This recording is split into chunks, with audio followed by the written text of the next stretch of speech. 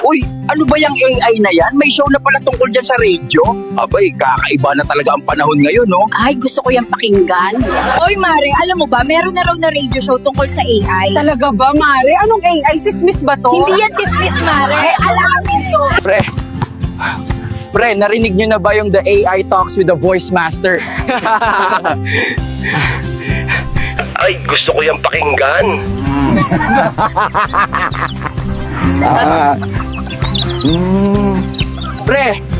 Pre, narinig nyo na ba yung The AI Talks with the Voice Master sa Radio Pilipinas daw sa August? AI?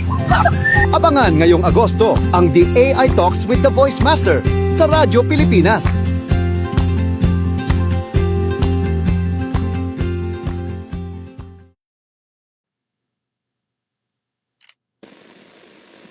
Welcome to the AI Talks with the Voice Master.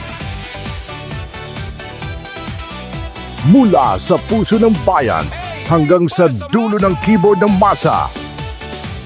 Ito ang unang radyo at podcast show para sa AI ng mga ordinaryong Pilipino. Ito ang kwento ng AI na abot kamay ni Juan at Juana. Mga tanong mo, sasagutin natin. Mga kwento mo, itatampok natin. Dito, ang AI hindi lang para sa techie, kundi para sa tagakanto, guro, estudyante, OFW at bawat Juan at Juana. Kasama ang nag-iisang The AI Voice Master of the Philippines, Pocholo De Leon Gonzalez. Ito ang AI Talks with the Voice Master.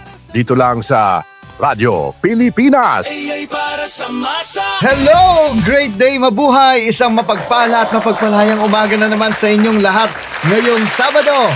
Welcome sa kauna-unahang programa tungkol sa AI o Artificial Intelligence sa buong mundo. Ito ang AI Talks with the Voice Master. Ako po ang nag-iisang Voice Master ng Pilipinas, Pocholo De Leon Gonzalez, founder at CEO ng Creative Voices Productions, Certified Voice Artist Philippines or CVAP Incorporated at ng makabagong inisyatibo tungkol sa AI, ang AI Education PH, AI Negosyo at Certified AI Creators Program. At syempre, kasama natin ang Radyo Pilipinas at Creative Voices sa pagbibigay ng pagkakataon sa bawat Pilipino na maintindihan ang pinakamalakas na teknolohiya ng makabagong panahon. Hindi lang para sa mga eksperto, kundi para sa mga guro, estudyante, magulang at ordinaryong tao na gustong matuto kung bakit napakahalaga ng AI at kung paano ito makakatulong sa ating buhay. Alright, ngayong episode 3 po, espesyal ang ating usapan dahil tututukan natin ang AI sa edukasyon.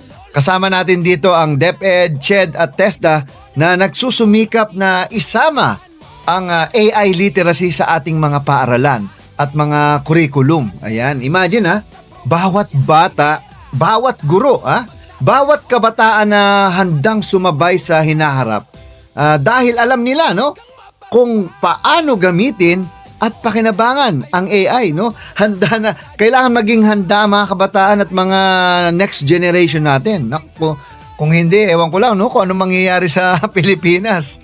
At hindi ito kwentong pang future lang. Ito po ay nangyayari na. At tayo dapat ang manguna. Kaya tutok lang dahil may balitang AI tayo. At syempre, ang paborito ninyong AI 101. Mamaya, makakasama rin natin ang Voice of Magic para sa kanyang AI on the road. Yan, si Mr. Mac Florendo para mas mapalalim pa ang usapan at siya ay mag-i-interview ng mga iba't ibang tao sa kalye. Kung ano ba ang AI, ano bang meron sa AI. Lahat ng yan dito lang sa nag-iisang programang magbubukas at nagbubukas ng pinto ng kaalaman at pagbabago. AI Talks with the Voice Master. This is AI Talks with the Voice Master. Your front row seat to the rise of artificial intelligence in the Philippines and beyond. The stories, the voices, the future, all in one conversation that matters.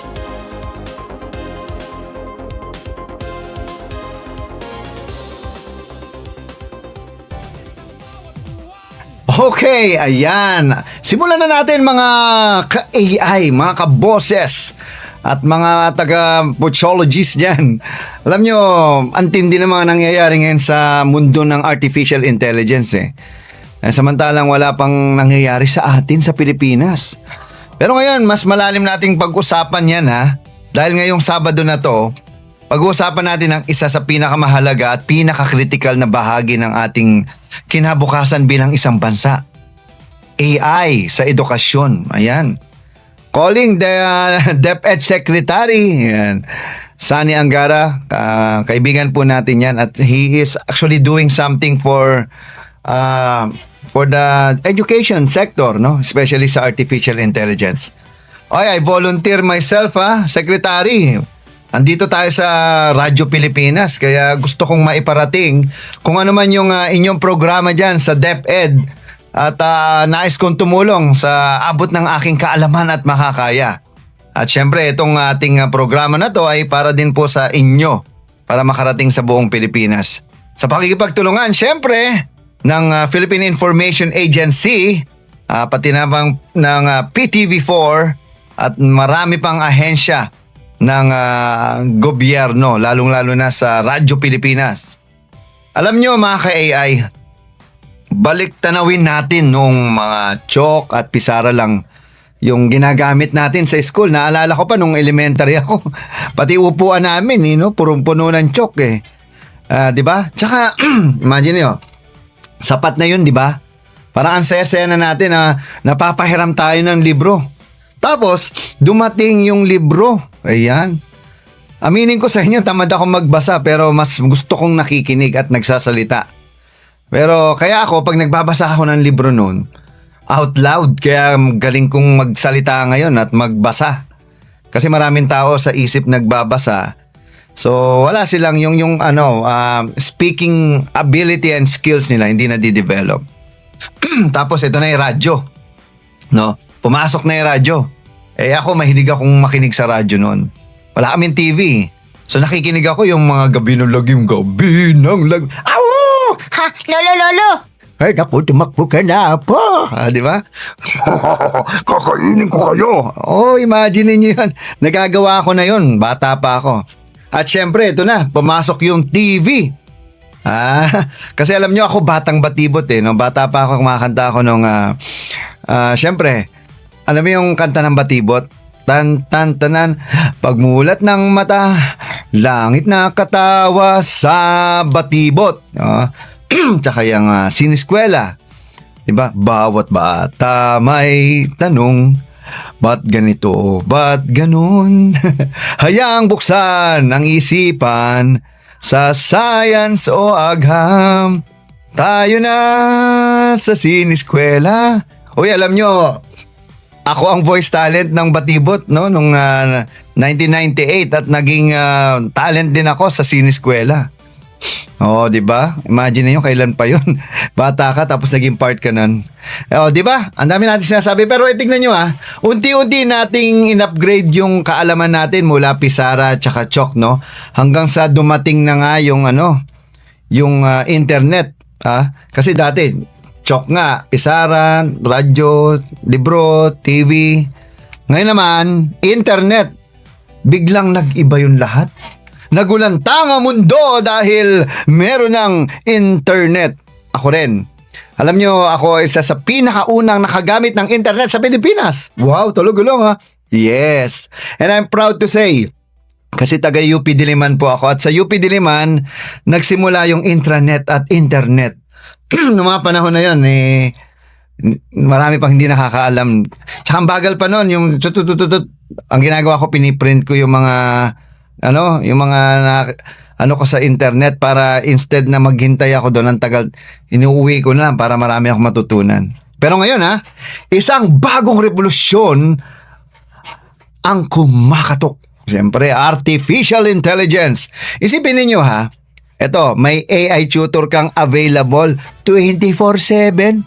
May AI na magpapaliwanag ng math problem, which is I hate math. Kaya ako nag-masscom. Alam nyo yung mga masscom student, bobo yan sa math. Totoo. Hindi, ayaw lang nila sa math. Kaya sila bobo sa math. Yes?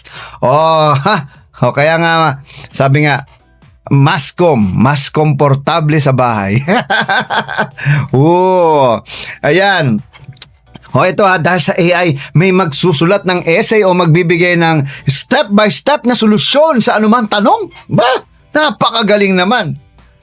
Hindi na ito science fiction, mga kapatid, mga kaboses, mga kapamilya, mga kapuso, at mga katinig at mga kaboses. Nangyayari na po ito ngayon. Kaya ang tanong, handa ba ang edukasyon ng Pilipinas sa ganitong pagbabago?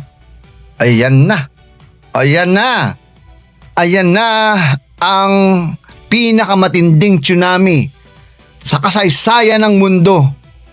Unahin natin ang DepEd, Department of Education. Dati DEX yan Department of Education, Culture and Sports ng panahon namin. Ayan, unahin natin ang DepEd sa basic education. Kailangang maturuan ang bata ng AI literacy. Hindi para manloko ng guro, kundi para matutong gumamit ng AI bilang learning companion. Ayan, learning companion, assistant po. Ang problema sa maraming school, ito lalong-lalo na, may mga kilala akong colleges na ipinagbabawal ang AI. Alam niyo kung bakit? Kasi nagmumukha silang walang alam. Kasi mas magaling naman talaga ang AI sa teacher, no?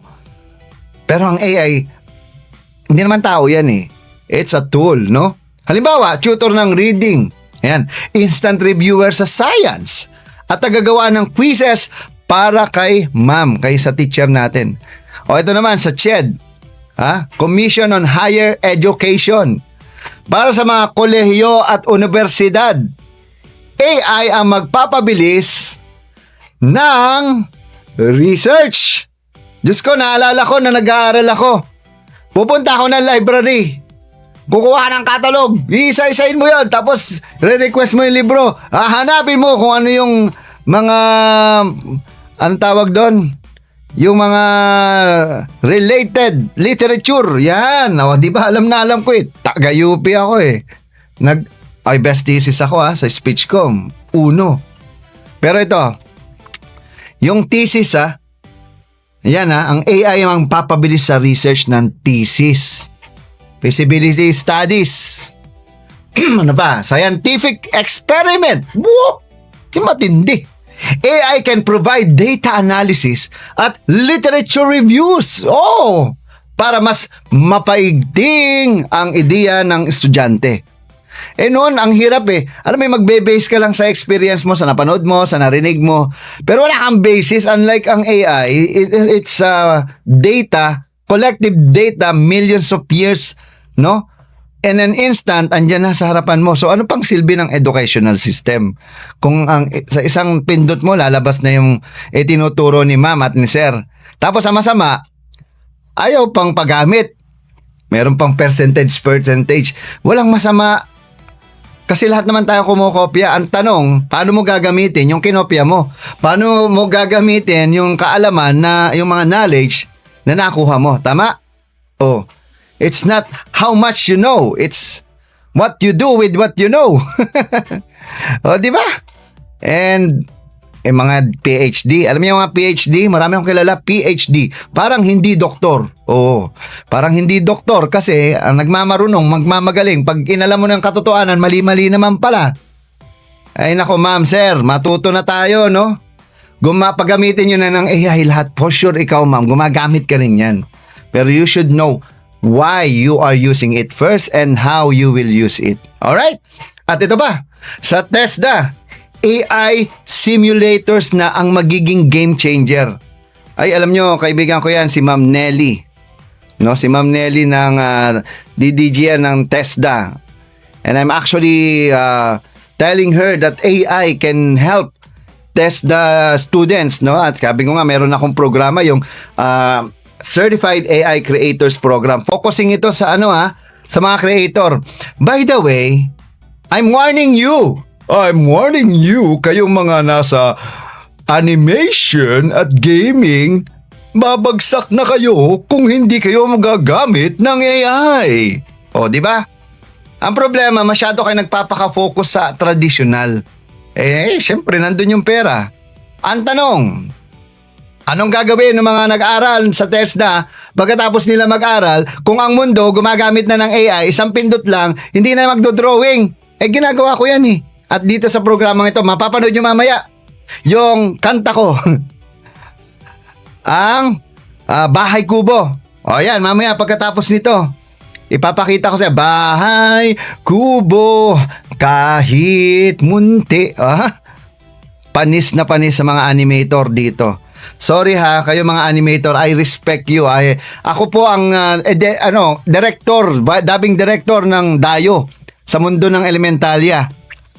2008 po kami ang gumawa niyan. Ako nag-direct, ako nagboses kay Halan, ako nagboses sa kay Toti, yung hanapin ninyo at wag ninyong tatantalan. Tapos si Halan yung Hindi sila kailangan magtagumpay. Pero tapos na yun, pati sa voice acting, kayo mga voice talent na mukhang pera, ay nako, mag-isip-isip na maghanap ng trabaho. Mawala na kayo ng trabaho kung hindi kayo mag-aaral ng artificial intelligence. This is another warning. Hindi ko kayo tinatakot. Sinasabi ko lang yung totoo. Okay? Okay, TESDA. AI simulators na magiging game changer natin. Welding, automotive, culinary, digital jobs, lahat pwedeng i-train sa AI-driven environment. Hindi naman sila yung magluluto, tao pa rin. Pero bago ka pa humawak ng totoong equipment, ayan mas ligtas, mas mura at mas mabilis kasi magkakaroon na tayo ng tinatawag na, alam mo yung simulation. Ayan. Augmented reality. Alam niyo ba yon? So kaya't kung DepEd, CHED at TESDA ay sabay-sabay na yayakap sa AI, buong bansa ang aangat. Ayan. At ano nga ba yung mga benepisyo ng AI sa edukasyon? Mga benepisyo? Marami. Una, personalized learning. Hindi lahat ng bata, ito gustong-gusto kong pag-usapan to eh. Ito problema sa educational system natin. We learn, we study something we don't want to learn. Nag-aaral tayo ng mga bagay na ayaw nating matutunan, napipilitan lang. Ako nga, math, may calculator naman. At may mga tao naman marunong mag-math. Bakit sa isang subject, muntik na akong bumagsak. Buti na lang, kinaya natin, di ba? Una, eto yan nga, personalized learning. Hindi lahat po kasi ng bata parehas ng interest. Hindi parehas ang bilis. So, tapos yung grading system natin depende sa yung patalinuhan. First honor, second. Hindi ko kailangan ma-honor. Sa totoo lang mas magagaling yung mga batang makukulit noon kaysa sa mga honor student. Bakit? Kasi alam nila gusto nila at nakakapag-express sila ng kanilang creativity. Di ba? AI can adjust. Parang may sariling tutor ka. Ikalawa, access sa resources. Kasi kahit nasa liblib ka na probinsya, basta may internet, world-class knowledge ang abot kabay mo na yung knowledge. Hindi ka tulad dati, libro-libro na, alam mo na. Ayan. At ikatlo, support sa guro. Hindi na mapupuyat si ma'am at si sir sa paggawa ng modules. Di ba? AI can help. Mas may oras silang mag-focus sa mentoring. At syempre, iba kasi yung doon pumapasok yung mga teacher, sila yung nag-guide. Hindi kayo nawawalan ng trabaho. Ang problema ko, hindi ka mag-a-adapt. No? Tayo pa rin yung magiging kakampi ng tao eh. Hindi naman kalaban ng AI ang kalaban, yung mga taong masama ugali na gumagamit ng AI para manloko ng ibang tao katulad ng isang nakikita ko sa internet na napakaingay dyan. Nananakot. Scarcity and fear ang binebenta niya para sa kanyang ano ba yan? AI marketing. Pala na kayo kung ano isipin nyo dun. Pero sinasabi ko sa iyo, wala namang alam itong mga tao. Gumagamit lang sila ng ibang tao para magsalita na kunwari may alam sila. Tapos kunwari 99,000 na naging 9,000 na naging 900. Red flag na yon, di ba? Pangalawa, dun sa event na yan, sila mag-upsell sila. Di panloloko na naman. You buy this, you buy that. Meron lang 100 kunwari, tapos magbayad mga tao naman, madaling mauto. Di 50,000, sorry, goodbye. Yumaman yung magaling na sa marketing. O, di ba? Ganun talaga. Pero itong tatandaan nyo, ayan na. AI can help, di ba? Lagi yan, Ayan ito, pang-apat. 21st century skills. Ano yun? Critical thinking. Ito ang problema sa mga bata ngayon. Wala nang critical thinking. Wala na siyang critical mindset. Ang ano na lang. Tapos, pinapapanood mga walang kakwenta-kwentang programa nila. VG. Bahala na kayo kung sino si VG. Nang-uukray lang yun, no? Problem solving. Ito, dito kasi kami sa UP, yan ang unang-una tinuro Critical thinking, mindset, problem solving. At ito na, yung digital literacy. No? Napaka-importante niyan. Iyan ang skills na hinahanap ngayon sa global workforce. At ito na, mga hamon at babala.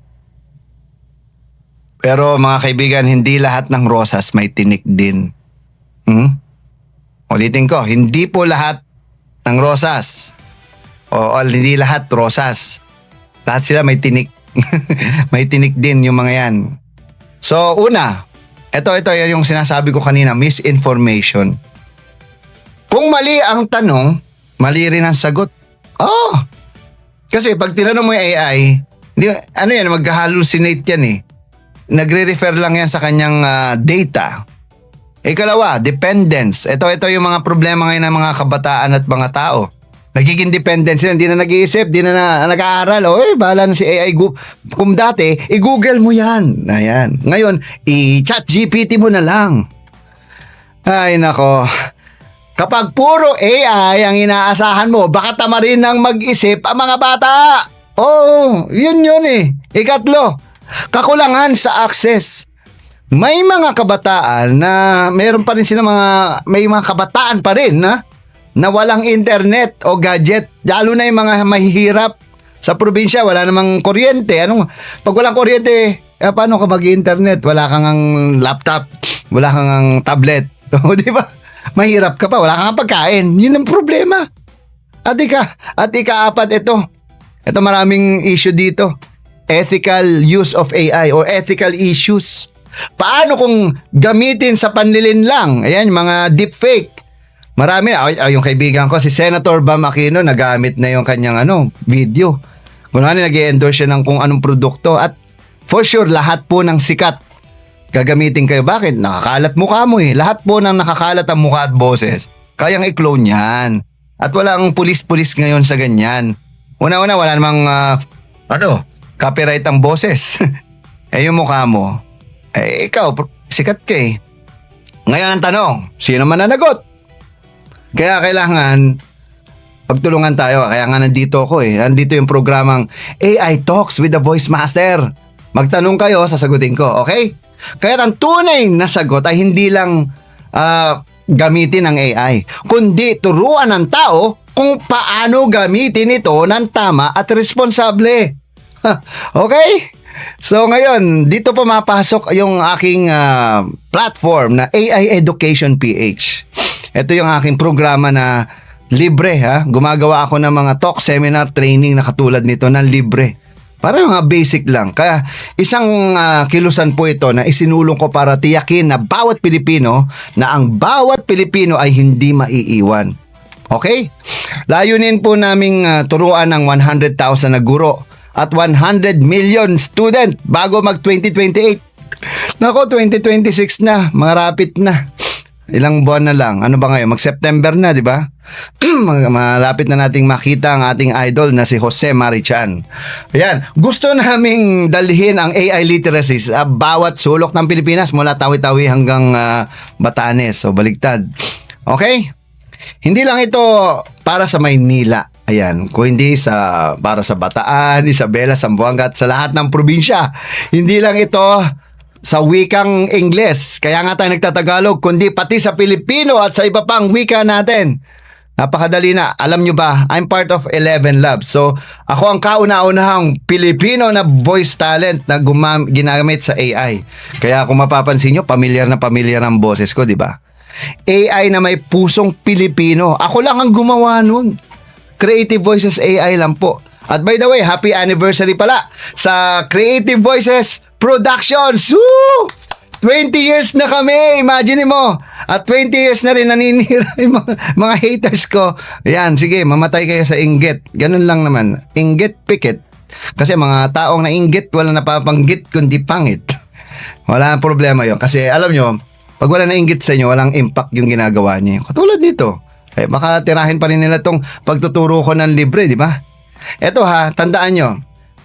Garbage in, garbage out. Kung ano yung pinasok mo, yun ang lalabas, di ba? Kaya nga tinuruan ko yung AI para maging libre na yung paggamit ng boses. Ang mamahal na mga voice talent na yan, lalo na may isang grupo na mukhang rates lang ang pinag-uusapan. Okay? So, bahala na sila. Basta ako ang mahalaga. Turuan ko kayo, tulungan ko kayo. AI na may pusong Pilipino, AI na makatao, AI na makabayan. Alright? Oy, may tanong tayo dito. Ayan, lumabas. Voice Master, ibig bang sabihin nito, papalitan na ng AI ang mga guro? Woo! Yan ang malaking problema ng mundo. Kinakatakutan nila ang AI kasi feeling nila mawawala ng trabaho. Ay, oo naman, syempre. Sure yan. Mawawala kaya trabaho sa mga taong marunong gumamit ng AI na parehas mong ginagawa. Pero alam nyo, hindi mangyayari yan. Tandaan nyo ha, yung calculator hindi yan pumalit sa math teacher. Ginamit lang para mapadali ang solusyon. Tama? Ganun din ang AI. Katuwang hindi kapalit. Alright? O, ito may tanong pa. Paano naman ang mga bata sa probinsya na walang internet? Ayun. Iyan ang tungkulin ng gobyerno at private sector. Hindi pwedeng iwanan ang kahit isang bata. Kung AI education ay para sa lahat, dapat lahat may access. Well, ganun talaga. Alam mo ngayon, mas lalong hihirap yung mahirap kung hindi kikilos di ba? Kaya nga dito tayo, radyo, hindi mo naman kailangan internet, di ba? Oh, eto. Makinig kayo sa akin, kay Voice Master, kay AI Voice Master. AI Voice Master, Artificial Intelligence pa hindi. Authentic Innovator po ang AI ko. AI Voice Master, okay? Kaya mga ka-AI, ayan malinaw, ang AI ay hindi lang para sa negosyo o teknolohiya, kundi para sa edukasyon. Kung matututo ang kabataan, aangat ang mga guro at sisigla ang ating bayan. Ayan. At para mas maintindihan pa natin ang pinaka-basic na konsepto ng AI at kung paano ito gumagana, dumako na tayo sa susunod na bahagi ng ating programa. Okay? Ang AI 101 at bago yan, siyempre, meron din tayong AI, balitang AI at ito na yung animation na ginawa ko na si Kuya Pocholo at ang Bahay Kubo ni Kuya Pocholo. Panoorin po natin mga ka-AI!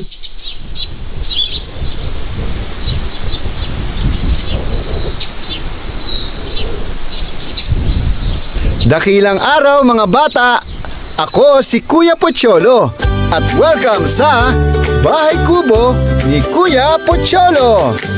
Sabay-sabay nating awitin ang Bahay Kubo! Bahay Kubo, kahit munti ang halaman doon ay sari-sari, singkamas at talong, sigarilyas at mani, sitaw, bataw, patani, kundol, patola, upot, kalabasa, at saka mayroon pa labanos, mustasa, sibuyas, kamatis, bawang at luya.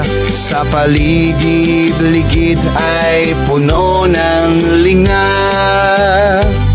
Bahay Kubo, kahit munti ang halaman doon ay sari-sari, singkamas at talong, sigarilyas at mani, sitaw, bataw, patani, kundol, patola, upot, kalabasa, at saka mayroon pa labanos, mustasa, sibuyas, kamatis, bawang at luya. Sa paligid-ligid ay puno ng linga.